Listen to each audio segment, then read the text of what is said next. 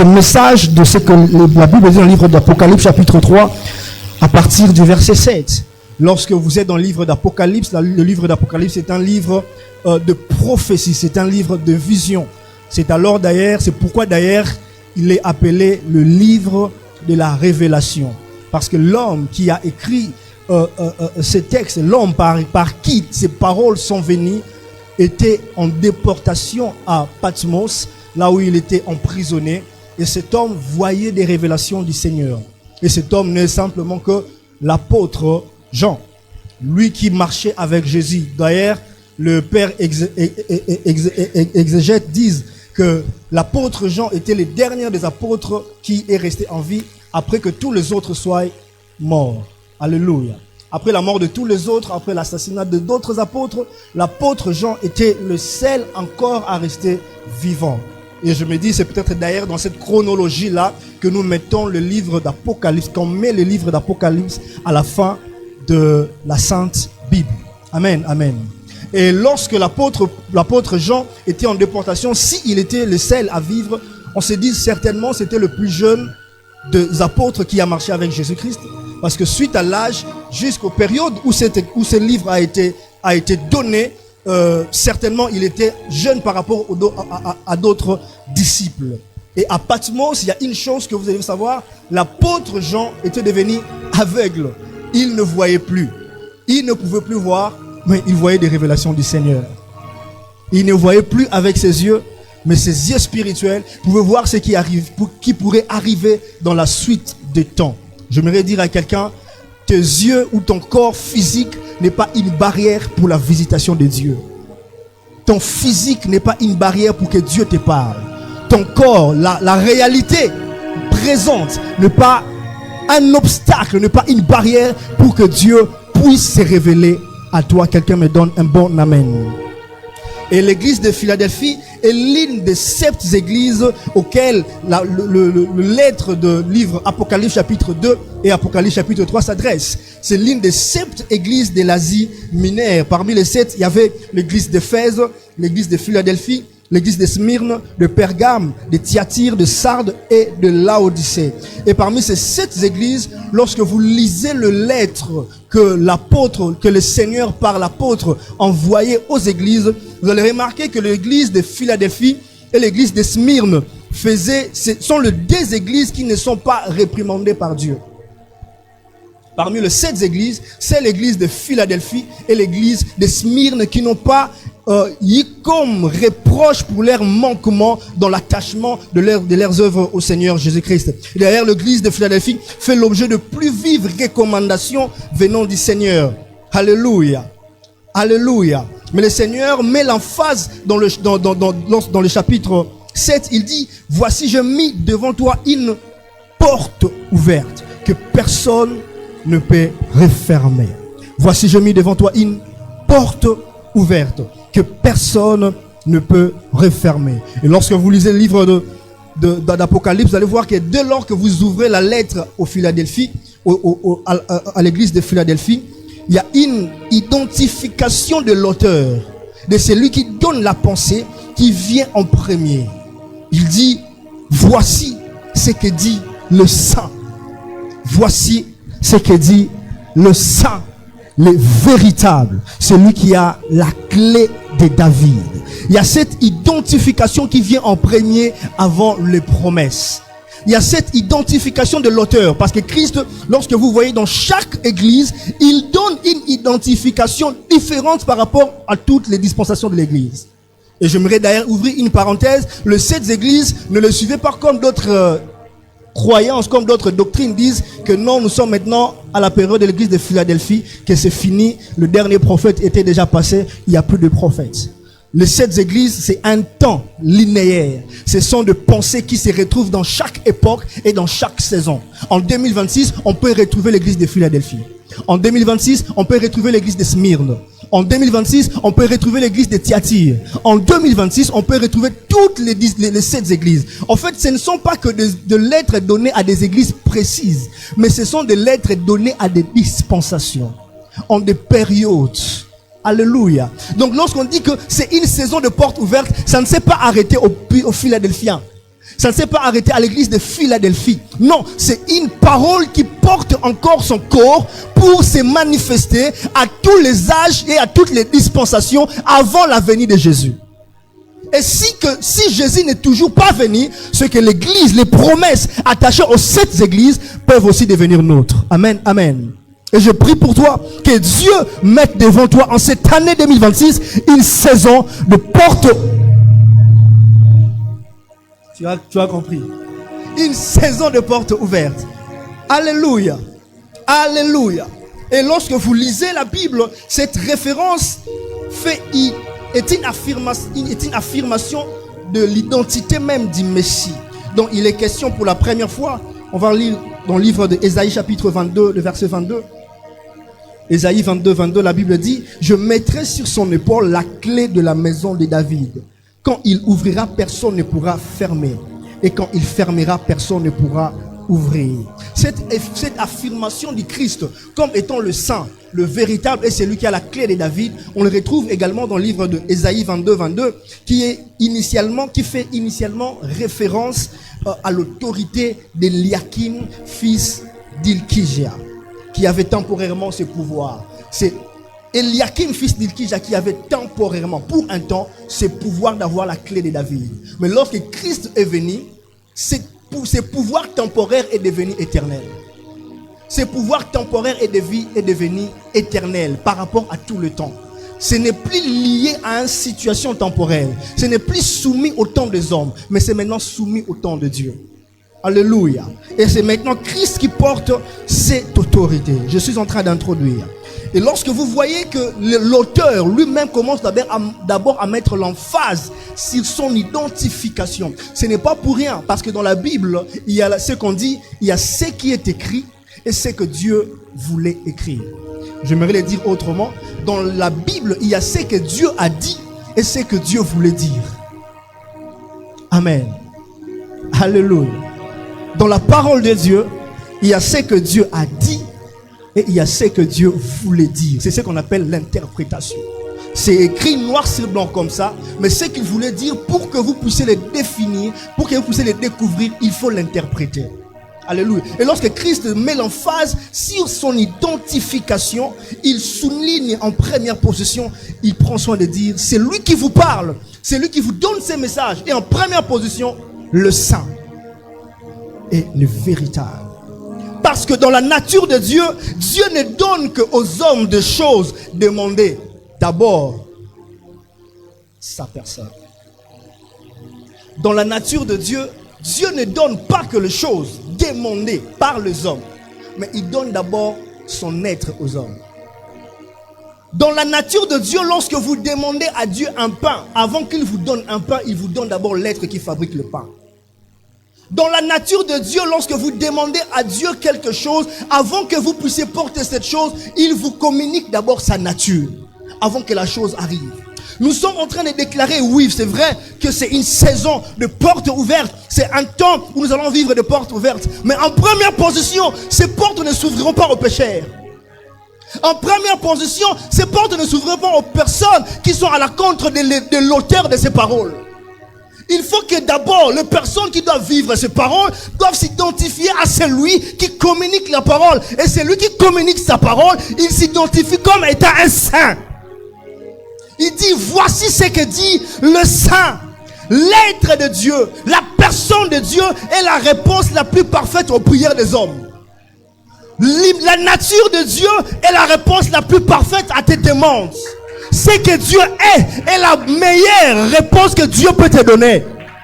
Quand Dieu répond aux hommes, il ne leur donne pas la main, mais il leur donne sa nature. C'est pourquoi les choses qui viennent de Dieu portent toujours la nature de Dieu. Il est impossible, si Dieu est un feu, si Dieu est un être qui est un feu, imagé comme un feu, et que toi tu es de l'eau, il est impossible de recevoir de lui quelque chose qui peut subsister entre tes mains. Parce que lorsqu'il te donnera une partie de son feu, et lorsque cette partie de ton feu viendra sur tes mains, cette partie sera éteinte. Pourquoi? Parce que le donateur, tu n'as pas plutôt la nature du donateur. Il dit qu'il est le saint. Il se présente d'abord comme étant un saint. Mes frères et sœurs, la sainteté est l'appel de la saison. Quelqu'un me donne un bon amen. C'est là où Dieu nous attend. Dans sa nature, dans sa sanctification.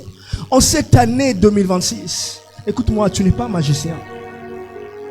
Vous savez, beaucoup disent, mais nous prions, nous cherchons Dieu, mais rien ne nous arrive. Regardez le pécheur, ils sont en train de prospérer. Qui vous a dit que cette prospérité-là vient de Dieu? Le pécheur ne prospère. Non, il ne prospère pas. Les pécheurs deviennent riches. La prospérité est attachée à ceux qui ont Dieu. Ils ne sont pas non plus bénis. Aucun pécheur n'est béni. Seuls les enfants de Dieu sont bénis. Même s'ils se multiplient par rapport à leurs avoirs, la prospérité n'est pas leur partage. Ne vous dites pas que non, ils sont en train de devenir beaucoup plus riches, beaucoup plus fort riches. Mais nous, au contraire, et ils deviennent riches parce qu'ils ne sont pas dans l'alliance de ceux qui reçoivent des choses de Dieu. Ceux qui reçoivent des choses de Dieu doivent s'identifier à l'être de Dieu. En cette année 2026, s'il te plaît mon frère, Dieu m'a envoyé, Dieu m'a mandaté à dire à quelqu'un, nous sommes encore à l'entrée de l'année, nous sommes à la porte même de l'année. S'il te plaît, ta vie doit être uniforme, ta vie doit ressembler à celui qui te communique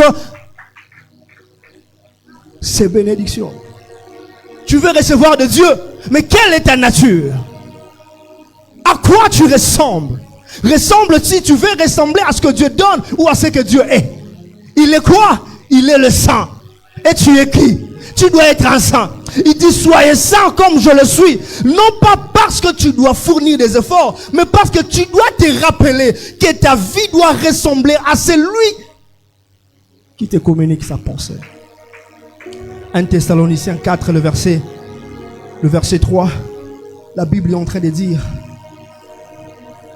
ce que Dieu veut, c'est votre progression dans la sainteté.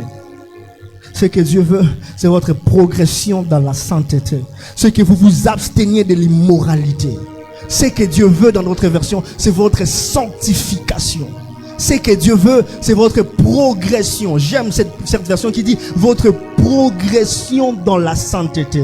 Ce que Dieu veut, c'est votre progression dans la sainteté. Vous savez, dès lors que vous avez reçu Jésus, vous avez reçu la nature d'un saint. Mais seulement, être sanctifié veut dire progresser dans la sainteté. Et progresser dans la sainteté, ce n'est pas fuir les hommes seulement, mais c'est de t'abstenir des choses qui peuvent te souiller. Il dit, la progression dans la sainteté veut dire ceux qui s'abstiennent à l'immoralité, ceux qui ne marchent pas avec telle chose, ceux qui ne font pas telle chose. C'est ça, progresser dans la sainteté. Plus tu progresses dans la sainteté, plus tu ressembles à la personne qui doit te communiquer ces choses. Écoutez-moi mes frères et sœurs, je suis en train de voir clairement dans mon esprit que les portes, oui, seront ouvertes devant toi. Mais Dieu t'attend quelque part. Dieu t'attend dans sa nature. Dieu t'attend dans sa nature. Je répète, Dieu t'attend dans sa nature. Alléluia. Ce message devait te faire du bien. Ouais, ça devait te faire du bien. C'est pourquoi tu es citoyen du royaume. Ici, on parle de ton identité. Ata olingite okoyo kango. Lorsque vous lisez le livre de 1 Thessaloniciens, vous allez voir que la sanctification dont l'apôtre parle, c'est un appel. C'est beaucoup plus un appel. Ce que Dieu veut, c'est son vouloir. Moi, je suis comme dans la position de Dieu. Et je veux que vous progressez dans la sanctification. Donc, tous les vouloirs de Dieu est un appel à l'humanité. À chaque fois que Dieu veut quelque chose, c'est que l'humanité doit se conformer par rapport à cet appel. C'est pourquoi la Bible dit, lorsque Ésaïe s'est retrouvé dans le ciel, Dieu dit, mais qui enverrai-je? Qui parlera pour nous? C'était un appel. Les hommes, les esprits qui étaient là ne comprenaient pas. Mais Ésaïe, qui s'est retrouvé dans le conseil, a compris que le vouloir de Dieu est un appel de Dieu. Il dit, qui parlera pour nous? Qui enverrai-je? Et Ésaïe dit, mais voici, envoie-moi. Parce que lorsque Dieu se pose des questions, lorsque Dieu se parle à lui-même, lorsque Dieu veut quelque chose, cela signifie qu'il lance l'appel à l'humanité de se conformer par rapport à ce qu'il dit. Et ce que Dieu veut, c'est que vous puissiez progresser dans sa nature, dans la sainteté. Rien ne pouvait s'ouvrir devant l'église de Philadelphie si dans l'église de Philadelphie, Dieu n'avait pas retrouvé sa nature. Vous savez pourquoi? Il dit, voici ce que dit le saint, le véritable. C'est lui qui a la clé de David. J'ouvre devant toi une porte, ainsi de suite. Mais il dit, mais parce que tu as peu de puissance, mais tu as gardé ma parole. Parce que tu as peu de puissance. Ah, Dieu met l'emphase par rapport à la puissance minime. Mais il reconnaît au moins qu'il a été fidèle. C'est cette fidélité qui ouvre une porte, non pas la qualité de la puissance. Ce n'est pas la qualité de la puissance de l'église qui a ouvert une porte, mais c'est la fidélité à ne pas renier le nom de Jésus, à être fidèle par rapport à la parole de Jésus, à marcher dans la sanctification, qui a fait en sorte que cette église ne soit pas réprimandée, mais qu'elle puisse vivre une ouverture de porte. C'est cette fidélité qui a placé une porte. La sanctification, c'est l'appel. Il dit, mais que vous puissiez posséder votre corps. Que vous sachiez posséder. L'apôtre Paul dit, lorsque vous progressez, mais également que vous puissiez posséder. Posséder veut dire aussi dompter. Être maître de son corps. Il y a des gens qui vivent, mais qui ne sont même pas maîtres de leur corps. Vous savez, le corps humain, c'est pas vous. Vous, c'est l'esprit. Et il y a des gens qui vivent en esprit, mais leur corps est dirigé par quelqu'un d'autre. Ils sont comme des marionnettes. Ils sont comme des joueurs de PlayStation. Ça s'explique, hein? Ils sont comme des joueurs de PlayStation. Ces joueurs-là, s'ils avaient la conscience, pouvaient croire que c'est eux qui dirigeaient les ballons. Pourtant, ils ne savent pas qu'à l'extérieur, il y a des gens qui tiennent des manettes, qui sont en train de les manipuler. Il y a des gens qui sont esprits en eux, mais leur corps est dirigé par des démons. Et l'apôtre met l'emphase que vous puissiez posséder, que vous puissiez dompter, que vous puissiez être maître de votre chair. Soyez maître de vous-même. Comment expliquez-vous que votre corps, votre chair puisse vous diriger? Comment expliquez-vous? Je sais que c'est pas facile, mais c'est possible. Oui, je ne vous blâme pas et je ne blâme personne. Je sais que c'est pas facile, mais c'est possible. C'est possible, mes frères et sœurs, de dompter son corps. Vous savez, nous avons la grâce d'être sauvés en Jésus par la voie du salut, et nous sommes sauvés. Il y a des gens qui domptent leur corps sans le salut. Vous savez-vous? Si vous allez dans les montagnes de l'Himalaya, si vous allez en Indonésie, en Inde, il y a des moines, des bouddhistes qui restent là sans péché. Ils ne pêchent pas. Ils domptent leur corps au niveau où ils ne peuvent pas manger. Ils peuvent rester comme ça affamés pendant des mois. C'est le jour que j'ai découvert ces choses que j'ai compris que le corps ne peut pas mourir de faim.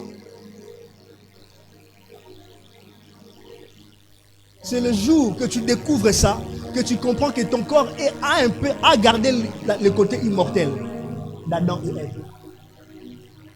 Lorsque tu apprends à les dompter, lorsque tu apprends à les contrôler, ces gens-là peuvent rester à genoux pendant une année, en train de rien dire, en train de méditer.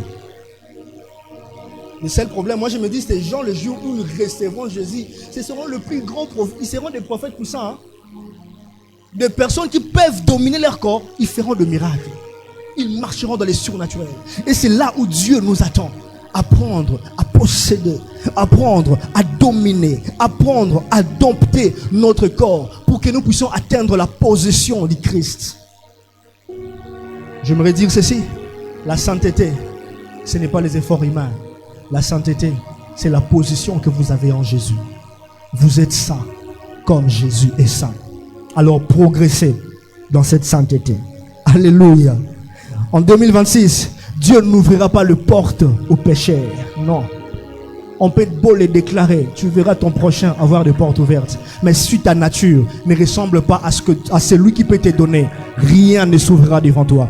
Lorsque nous sommes en train de dire ça, ce ne sont pas des slogans. Ah, porte ouverte, il y a un slogan. Torotam la porte ouverte. Porte ouverte, la qui cité que on a maropé sanga libala parce que na comme deuxième femme à bateau. On a maropé sanga mbongo parce que na yibi na caisse à l'État. Hein? Quelqu'un me donne la main, hein? Oh non, Dieu va me bénir. Dieu m'a béni. C'était une porte ouverte.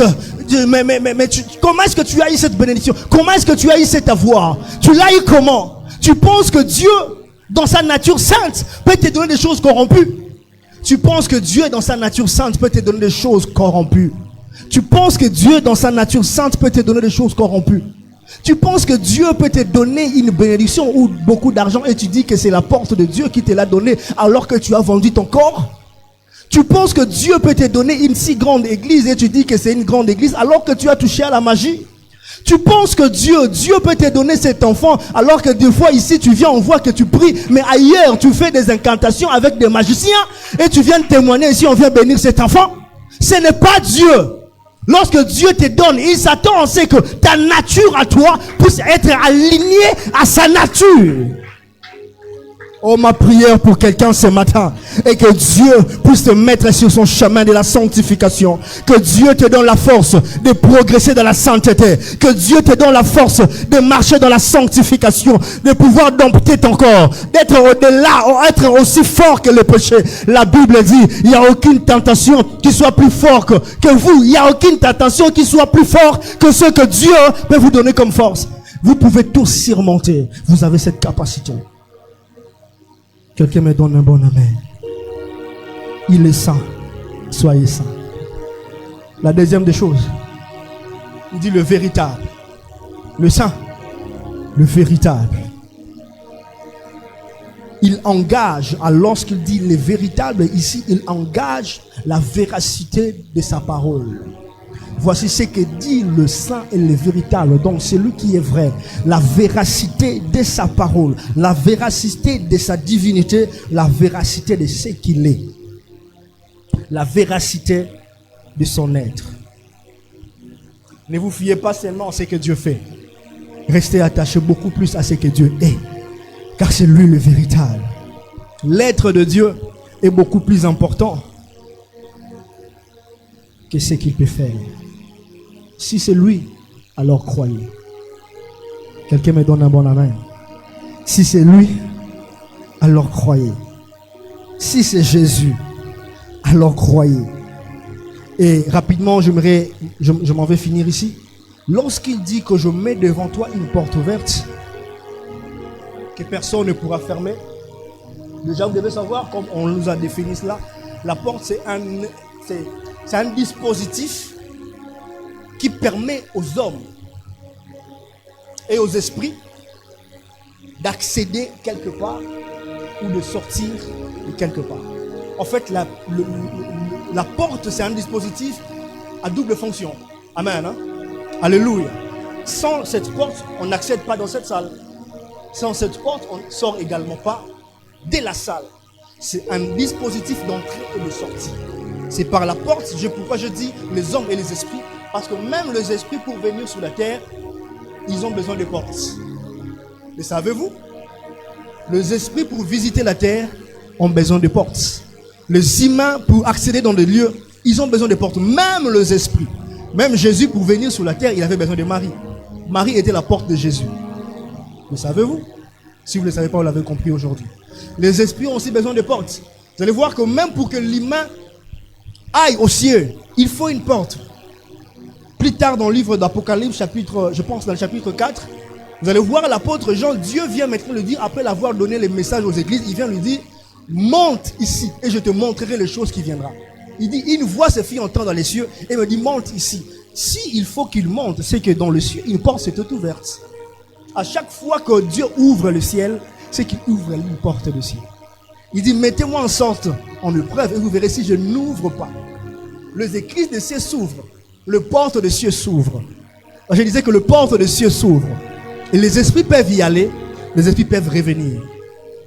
Et les esprits peuvent entrer. Pourquoi? Parce qu'il y a des gens également, peut-être on les verra prochainement, qui peuvent aussi être possédés par des esprits. Mais ces esprits sont entrés par des portes que les hommes ont ouvertes. Parce que les esprits n'accèdent pas que dans la vie des hommes par leur propre vouloir. Seul Dieu peut faire quelque chose dans la vie de l'homme par sa décision. Mais les démons et les esprits méchants font toujours par permission. Dieu opère dans la décision, le diable par permission. Lorsque Dieu veut faire quelque chose dans ta vie, il ne demande à personne. Il le fait. Mais pour que le diable puisse faire quelque chose contre toi, il te demandera la permission. Si pas à toi, à Dieu. Pourquoi à Dieu? Vous allez voir le livre de Job. Pour que Job puisse être atteint, le diable est allé demander la permission à Dieu. Certaines choses viendront vers vous lorsque vous ouvrirez vous-même les portes. Ça, c'est une parenthèse qu'on verra peut-être plus tard. Mais lorsque une porte s'ouvre, cela fait référence beaucoup plus à une visitation de Dieu. Lorsqu'il dit, je mets devant toi une porte, après avoir donné l'emphase à sa nature, il met aussi l'emphase sur ce que Dieu va faire. Il met une certitude par rapport à la visitation. Une porte ouverte est une certitude et non une probabilité. Une porte ouverte, je le répète, c'est une certitude et non une probabilité. C'est quoi la différence entre probabilité et certitude? On parle de probabilité lorsqu'il y a partage de pourcentage. Lorsqu'on peut se dire, cette chose est arrivée, mais c'est arrivé parce qu'il y a ceci, il y a eu ceci. Amen. Hein? Probabilité veut aussi dire, en d'autres termes, chance. Donc, ce que l'autre est commis, il a chance. Voilà, winner. On dit winner, il a ma preuve de probabilité. J'ai un annonce, de loterie, il y a ma preuve de probabilité. Il y a des probabilités mathématiques, il y a des probabilités scientifiques qui se mettent en mouvement. Ça relève de la science. Mais lorsqu'on parle de la certitude, Dieu est dans la certitude parce que ce que Dieu annonce arrive certainement. Ce que Dieu dit finit toujours par arriver. Vous allez peut-être avoir cet exemple. Il y a un moment, peut-être que c'est arrivé encore dans la suite du temps, on avait annoncé l'éclipse solaire. Il y a longtemps, à cette époque-là, on avait presque beaucoup de gens ont acheté des lunettes comme ça. Qui se rappelle? Parce que Belé va sommer ma lunette. Ah, éclipse, c'est dans la héros. Nous sommes ma lunette, c'était après ça ils sont formés. Doua maï, tiens na basa, tiens libana, ce qui est bandita. Chimie moro congolais zaralamo. Et quelque chose se passe que le jour de l'éclipse est yéti. Et on donne une information à la télé. Non, l'éclipse a été reportée.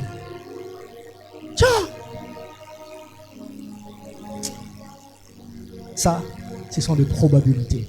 Il y a eu des choses qui devaient se mettre en place, mais qui ne sont pas arrivées. Soit c'est les astres qui n'ont pas bien été alignés, soit les météorologues n'ont pas bien fait la lecture de ces choses-là. Je ne suis pas dans ça. Amen, amen. Hein? Soit ils n'ont pas bien fait. Ça, ce sont des probabilités. Et vous allez voir également, vous savez, dans la probabilité, vous pouvez vous attendre quelque chose venant de quelqu'un, de passer par tout pour me dire que, comme il aime trop me dire qu'il faut là-bas là. Oh non, prophète, vous savez, il faut pas dans le mois de mars, mais dans le mois de février, dans la fin. On repère ça au mot compliqué. Ce qui n'a pas qu'on dit malanga na makamba lobby et que na période d'ango. Par exemple, il a eu un souci. Il peut m'appeler me dire, mais prophète, je voulais vraiment te donner. Mais il y a quelque chose qui a intervenu, qui a fait en sorte que je ne puisse pas te donner. J'avais la bonne volonté. Ça, ce sont des probabilités. Pourquoi? Parce que c'est un homme. Et tout peut arriver. Mais dans la certitude de Dieu, qu'il pleuve ou qu'il neige, Dieu va faire. Quelqu'un ne m'a pas compris. Dans la certitude de Dieu, qu'il pleuve, que la terre bouge, que le président, que le gouvernement disparaisse, que les autres puissent finir. Alléluia. Ah, quelqu'un me donne la main. On est en ligne. Hein? Pourquoi t'as parti là, pardon. Que le gouvernement bouge ou pas, Dieu va le faire. Ça, c'est la certitude de Dieu. Que les choses aillent mieux ou pas, Dieu finit par les faire. Et dans la certitude de Dieu, c'est beaucoup plus l'être de Dieu qui compte, je le disais au début, que ce qu'il donne aux hommes. C'est d'abord ce que Dieu est qui compte, que ce que Dieu peut te donner qui est important. C'est d'abord ce que Dieu est, c'est ça la réponse la plus parfaite. Dans sa certitude, Dieu peut venir dans cette salle. Il dit, vous savez, Satan peut entrer maintenant dans cette salle-là.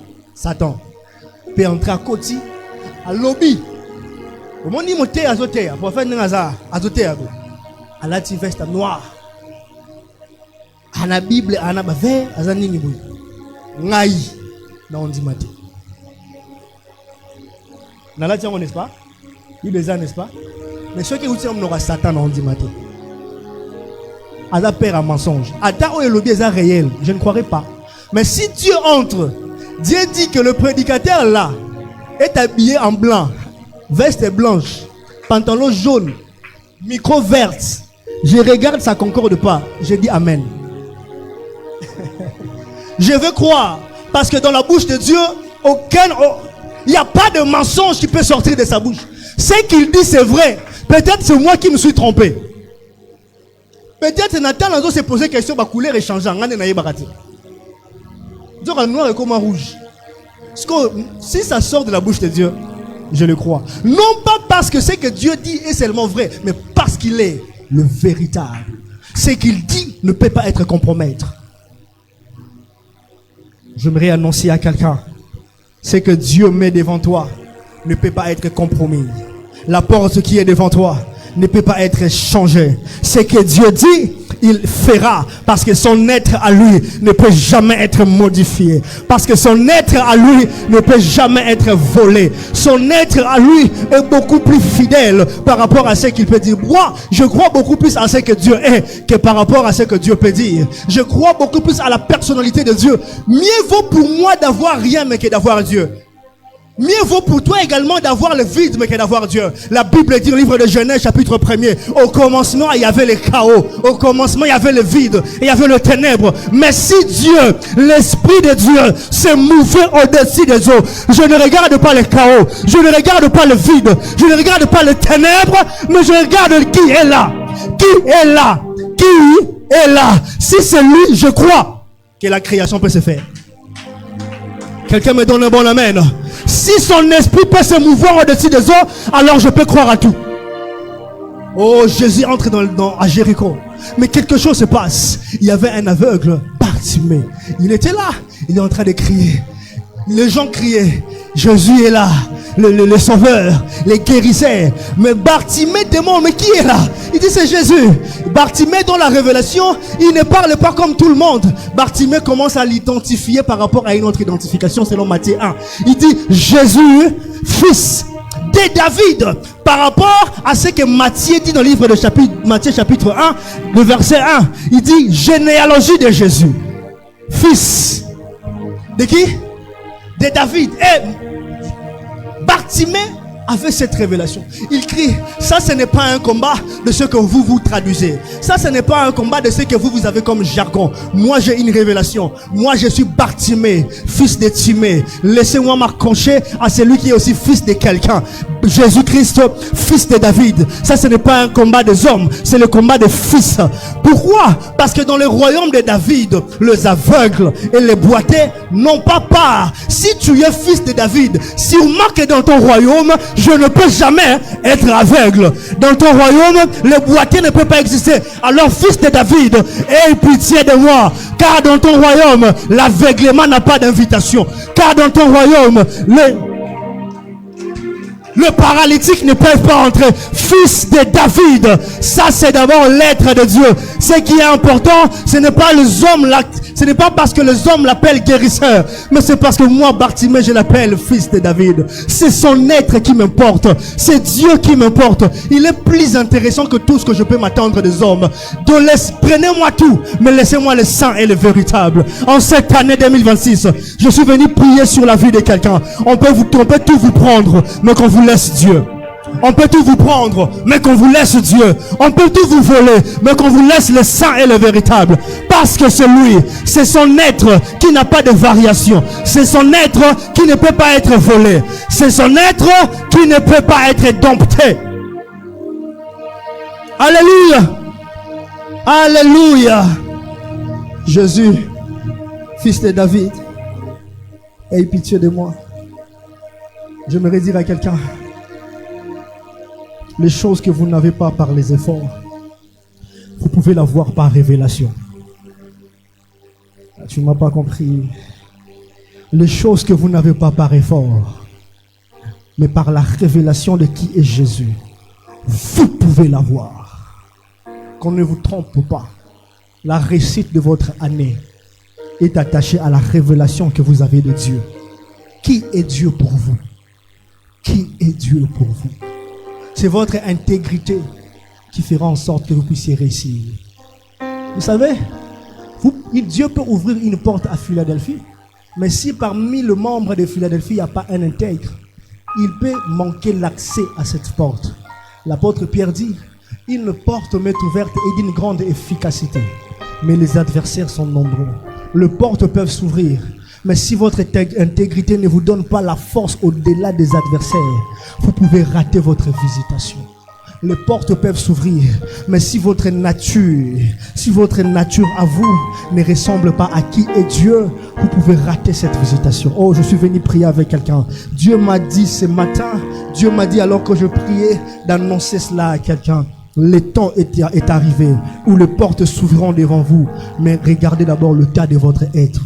Regardez votre nature. Comment est-ce que vous commencez cette année? Quelles sont les décisions que vous avez prises? Est-ce que vous allez continuer à vivre dans cette vie? Vous allez continuer à marcher dans cette façon-là de marcher? Certaines choses n'arriveront jamais avec ce type de vie. Certaines choses n'arriveront jamais avec cette immoralité. Il vous faut d'avoir la nature du donateur. Il vous faut un Jésus. Si vous les ressemblez, aucun homme ne peut voler ce que vous avez entre vos mains.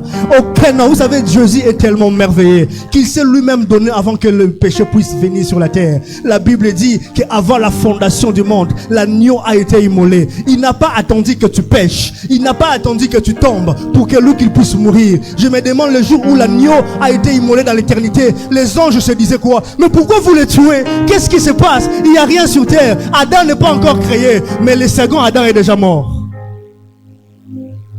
Adam n'est pas créé, mais le second Adam est déjà mort à l'éternité. Ce qu'il vous faut, c'est la nature de Jésus.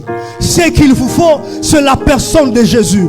Écoutez-moi mes frères et sœurs, je ne veux pas également traverser cette année 2026 et aller en 2027 et se dire, mes prophètes, je priais, je jeûnais, mais rien n'est arrivé. Je te poserai la question, quelle était la nature de ta vie pendant cette année 2026? Mais je crois que Dieu te donne la force de progresser dans la sainteté. Dieu te donne la force de progresser dans la sainteté. Dieu te donne la force de progresser dans sa nature. Est-ce que tu peux te lever là où tu es? On va prier. Jésus est la personne la plus importante de ta vie. Jésus est l'être le plus important de ta vie. Tout ce dont tu as besoin, c'est d'avoir sa nature. J'aimerais que quelqu'un puisse élever sa voix là où il est. Il puisse dire, Seigneur, en ce matin, je ne veux rien d'autre que toi. Je ne veux rien d'autre que toi. Je n'ai pas besoin d'avoir une visitation angélique. Je n'ai pas besoin d'avoir une visitation des anges, une visitation des esprits. Mais tout ce que je veux, c'est ton être dans mon être. C'est ta nature dans ma nature. C'est ta personne dans ma personne. Que je ne sois pas dirigé comme une marionnette par les esprits méchants. Que je ne sois pas dirigé par des esprits de la terre. Que je ne sois pas corrompu, mais que je sois dirigé par toi. Que je te ressemble. Parce que ta parole dit, ce que toi tu veux, c'est que je puisse progresser dans la sainteté. C'est que je puisse pouvoir posséder mon corps dans la sainteté. Est-ce qu'une voix peut s'élever et prier à Dieu à cette direction? Il t'est préférable de manquer tout sur terre, mais de ne pas manquer Jésus. Il t'est préférable de tout manquer sur la terre, mais de ne pas manquer Jésus. Oh, fils de David, aie pitié de moi. C'est ton être qui est plus important. Oh, le Saint véritable, ouvre une porte. L'important, ce n'est pas la porte qui l'ouvrira. L'important, c'est l'être qui donne ces portes ouvertes. L'important, ce n'est pas la porte qu'il mettra. L'important, c'est l'être. C'est la personne de Dieu. En cette année, j'aimerais les ressembler. J'aimerais être beaucoup plus blanc que la neige. Que je marche au milieu des hommes corrompus, mais pas comme un homme corrompu. Que je marche au milieu des femmes et des hommes qui marchent dans l'impureté, dans l'immoralité, mais pas comme un homme et une femme immorale. Oui, Seigneur, je te veux, je te veux, je te veux, je te veux, je te veux. Plus de toi, Jésus. Plus de toi, Jésus. Plus de toi, Jésus. Plus de toi, Jésus. Ce qui est important pour moi, ce n'est pas la porte que tu ouvriras. Ce qui est important pour moi, qui ouvre cette porte? Qui ouvre cette porte? Qui ouvre cette porte? Qui est celui qui ouvre cette porte? Nievo sikoyo, nazanga $10 wana, nazanga $100 wana, oh nazozwa na impureté, oh nazozwa na vie qui makamu, oh nazozwa na vie immoralité, mais nazala na nzambe, parce que na ebi soki nazana ba porte ko frongwama. Nievo na la lipanda, mais na ebi soki na la lipanda, mobateli ya batu oyo bazana ye akotika ngate. Nievo nazanga nyonso, mais nazanga Yesu te.